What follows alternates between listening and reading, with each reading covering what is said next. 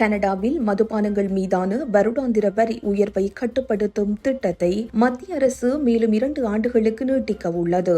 இந்த அறிவிப்பின் மூலம் மதுபான உற்பத்திகளுக்கு ஏற்படும் கூடுதல் செலவினங்கள் குறைக்கப்படும் என்று எதிர்பார்க்கப்படுகிறது. பொதுவாக கனடாவில் மதுபானங்கள் மீதான கலால் வரி ஒவ்வொரு ஆண்டும் ஏப்ரல் 1ஆம் தேதி பணவீக்கத்திற்கு ஏற்ப உயர்த்தப்படுவது வழக்கம். ஆனால் அரசாங்கம் கடந்த 2023ஆம் ஆண்டு முதல் இந்த வரி உயர்வை தற்காலிகமாக 2% கட்டுப்படுத்தியது.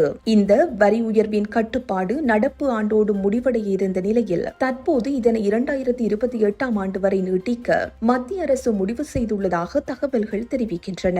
மேலும் கனடாவில் உள்ள சிறிய வகை மதுபான உற்பத்தியாளர்களுக்கு ஆதரவளிக்கும் வகையில் முதல் 15,000 ஹெக்டோலீட்டர் பீர் உற்பத்திக்கு விதிக்கப்படும் கலால் வரியில் பாதியை தள்ளுபடி செய்யும் ஒப்பந்தமும் மேலும் 2 ஆண்டுகளுக்கு நீட்டிக்கப்பட்டுள்ளது.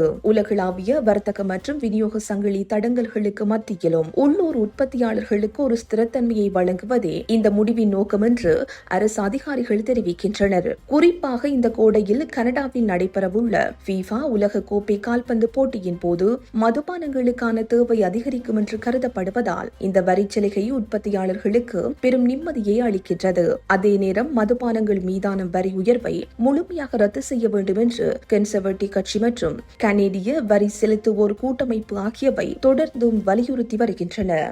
இந்த செய்தி உள்ளிட்ட மேலதிக விரிவான செய்திகளுக்கு www.behindmenews.org என்ற எமது இணைய பக்கத்தினை பார்வையிடவும்.